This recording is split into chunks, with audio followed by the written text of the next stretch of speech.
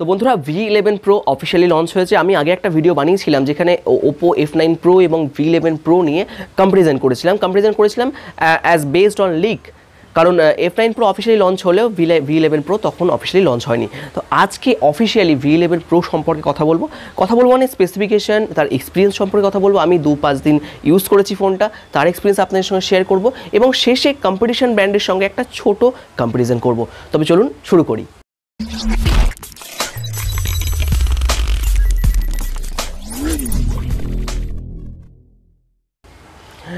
তো শুরু করতেই প্রথমে মনে পড়ে যে প্রথমে ফোনটা যদি আমি ফিজিক্যাল ওভারভিউয়ের কথা বলি, যেরকম লিক্সে আমরা দেখেছিলাম প্রায় লিক্সটা একই রকম ঠিকই, কারণ এই ফোনটা 6.41 ইঞ্চের একটা ফুল HD+ ডিসপ্লের সঙ্গে আসছে। এবং যদি ফোনটাকে আপনি দেখেন V9 সঙ্গে যদি কম্পেয়ার করেন, আগের সাকসেসর মডেলের সঙ্গে কম্পেয়ার করেন, তাহলে আপনি দেখবেন দুটো মডেলের মধ্যে ডিজাইন ল্যাঙ্গুয়েজ খানিকটা একরকম। মানে আমি এখানে বলতে চাইছি যে রিয়ার পোর্শনের ডুয়াল ক্যামেরা বাম্প রয়েছে, এটা V9-এও ছিল, কিন্তু এখানে ফিঙ্গারপ্রিন্ট স্ক্যানারটা নেই ব্যাক সাইডে বা রিয়ার সাইডে। এবার যদি আমি থিকনেস বা ওয়েটের কথা বলি, একটু 1.56 গ্রাম কম্পেয়ার টু V9, সামান্য একটু ওয়েট বেশি। আর যদি আমি আরেকটা কথা বলি, সেটা হচ্ছে ডিজাইনের দিক থেকে বলি, যে লুকস, যেটা V9-এ দেখেছিলাম যে গোল্ড কালারটা ম্যাট কালার ছিল এবং ব্ল্যাক কালারটাও ছিল ম্যাট কালার, এখানে কিন্তু ড্যাজলিং গোল্ড এবং স্টারি নাইট দুটো কালারকে কিন্তু ইন্ট্রোডিউস করা হয়েছে, একদম নতুন কালার। এটা ছিল বেসিক ফিজিক্যাল ওভারভিউ। যদি আমরা দেখি যে এখানে আপনি যদি চার্জিং পোর্ট দেখেন, সেখানে USB 2.0 চার্জিং পোর্ট রয়েছে এবং সেখানে স্পিকার গ্রিল এবং মাইক্রোফোন গ্রিল একরকম V9-এর মতোই দেখতে অনেকটা। এছাড়া আর কি বলা যায়, হ্যাঁ বন্ধুরা দেখবেন এতদিন ধরে আপনারা যারা নচ ডিসপ্লে ইউজ করছেন, নচ ডিসপ্লেটা একটু চেঞ্জ হয়েছে। নচের ইয়ারপিসের জায়গাটা একদম ওপরে চলে গেছে, মানে ইয়ারপিসটা এখন ফোনের একদম বডির সঙ্গে কানেক্টেড। এবং এখানে কিন্তু আপনি দেখতে পাবেন একটাই জাস্ট ছোট্ট একটা হ্যালো সাইজের ডিসপ্লে, যেখানে শুধুমাত্র ক্যামেরার জন্য একটা ছোট্ট জায়গা রাখা হয়েছে। এটাকে ভিভো বলছে হ্যালো ফুল ভিউ ডিসপ্লে। তো এটা গেল একটা ফিজিক্যাল ওভারভিউ সম্পর্কে কথা। এবার যদি কথা বলি ফোনটার ক্যামেরা সম্পর্কে, দেখুন ক্যামেরা খুব বেশি ইম্পর্টেন্ট আমাদের জীবনে। অবশ্যই ভিভো এই ফোনগুলো সেলফি সেন্ট্রিক ফোন হয়। 25 মেগাপিক্সেল সেলফি ক্যামেরা রয়েছে, এখানকার অ্যাপারচার 2.0%। রিয়ার ক্যামেরা দুটো সেট আপ রয়েছে, একটা 12 মেগাপিক্সেল এবং 5 megapixel. 12 megapixel dual pixel technology use, মানে এখানে 12 মেগাপিক্সেল হলেও 24 মিলিয়ন ইউনিট ফটোগ্রাফিক ইউনিট আপনি এখানে তৈরি করতে পারবেন। ওখানে অপশনও থাকবে 24 MP করার জন্য। এবার এখানে অ্যাপারচার যদি দেখি 1.8 অ্যাপারচার রিয়ার ক্যামেরা 12 মেগাপিক্সেল এবং 5 মেগাপিক্সেলের 2.4 অ্যাপারচার। এই গেল ক্যামেরার স্পেসিফিকেশন, ক্যামেরা এটাই আছে। এবার আসি আমরা কনফিগারেশনের দিকে। কনফিগারেশন যেটা লিক হয়েছিল সেটাই ঠিক, কোয়ালকম 660-র সঙ্গে এটা আসছে, যার সঙ্গে 6GB DDR4X র্যাম থাকছে এবং ব্যাটারি থাকছে 3400 মিলিঅ্যাম্পিয়ার, যেখানে ফাস্ট চার্জিংয়ের সাপোর্ট থাকছে, যেখানে ভিভো যেটাকে বলছে ডুয়াল ফাস্ট চার্জিং, যেটা আমরা আগেও কিছু ফোনে দেখেছিলাম, যেখানে V5 Plus-এ দেখেছিলাম। তো এখানে কোয়ালকম এখানে 4.0 অফিসিয়ালি সাপোর্ট করে, বাট এখানে কোম্পানির নিজস্ব ল্যাঙ্গুয়েজে কথা বলছে যে ডুয়াল ইঞ্জিন ফাস্ট চার্জিং এটা ইউজ করছে। এবার এটাই গেল বেসিক জিনিসপত্র। এবার যদি আমি আরেকটা অ্যাডভান্স কথা বলি, সেটা হচ্ছে AI এর ফিচার। এখানে জোভি অ্যাসিস্ট্যান্ট অ্যাড অন হয়েছে। জোভি অ্যাসিস্ট্যান্ট এখানে আপনাকে অর্গানাইজ করবে আপনার কাজগুলো, আপনার ইভেন্টগুলো, আপনার ওয়েদারগুলো, একটা অটোমেশন কাজ করবে। অটোমেটিকলি আপনি কতটা হাঁটছেন, কতটা ক্যালোরি বার্ন করছেন, আপনি টু ডু লিস্টে কী রাখছেন, সমস্ত কিছু আলাদা একটা পার্টে অর্গানাইজ করে রাখবে। এটা একটা অ্যাড অন হয়েছে, এটা আগের মডেলগুলোতে নেই, ইভেন X21 এবং নেক্সটের মতো মডেলেও নেই। এবার যদি আমি কথা বলি যে ফোনটার মধ্যে আর কি AI সম্পর্কিত আছে, এখানে গুগল লেন্স ইন্টিগ্রেশন করা হয়েছে। গুগল লেন্স একটা ওপেন সোর্স, আপনারা জানেন। সেই ওপেন সোর্স এখানে পেয়ে যাবেন গুগল লেন্সের সঙ্গে, যেখানে আপনি সার্চ করতে পারবেন নতুন ওয়েতে। মানে এতদিন আমরা কি করতাম, লিখে সার্চ করতাম বা আমরা ভয়েসে সার্চ করতাম, এখন সেটা কোনো ছবির ওপর ছবিটা দেখিয়ে সার্চ করতে পারবো। সেটা টি-শার্ট হতে পারে, সেটা কোনো ফুলের টব হতে পারে, এনিথিং।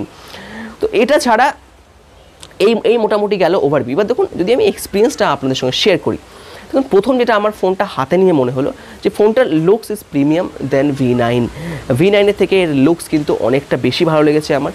নাম্বার 2, যেটা সব থেকে important, in display fingerprint sensor বা ইন ডিসপ্লে ফিঙ্গারপ্রিন্ট স্ক্যানার। দেখুন এখানে 4th generation display fingerprint scanner use করা হয়েছে, যেটা নেক্সটে ইউজ করা হয়েছে, 3rd জেনারেশন X21-এ ইউজ করা হয়েছে, UD ভার্সানে, যেটা ইউজ করা হয়েছে ইন্ডিয়ান ভার্সানে ইউজ করা হয়েছে 2nd জেনারেশন।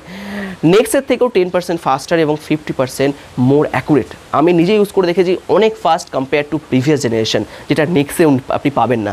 নাম্বার 1। নাম্বার 2, আমার যেটা এক্সপিরিয়েন্স লেগেছে, মানে খুব ভালো লেগেছে, ক্যামেরা এবং সুপার অ্যামোলেড ডিসপ্লে।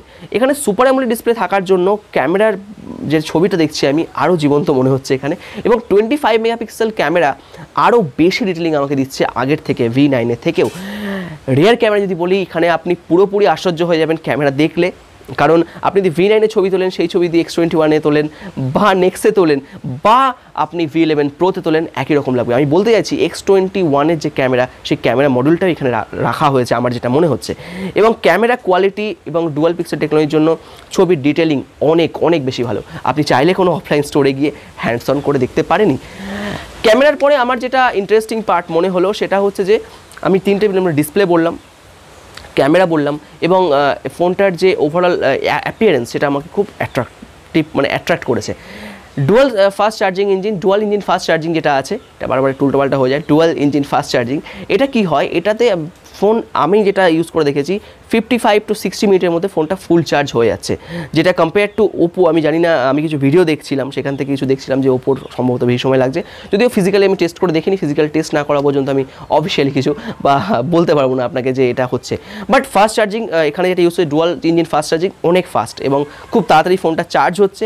এবং ফোনটা আমি কি বলবো, ফোনটা যদি আমি এক কথায় বলতে চাই, ফিউচারিস্টিক ফোন এই কারণে, in display fingerprint, dual pixel technology, এবং এই টেকনোলজিগুলো এই রেঞ্জে কিন্তু ভিভোর আগে ফোনে দেখিনি বা অন্যান্য মডেলও কিন্তু এখনও দেখিনি আমরা।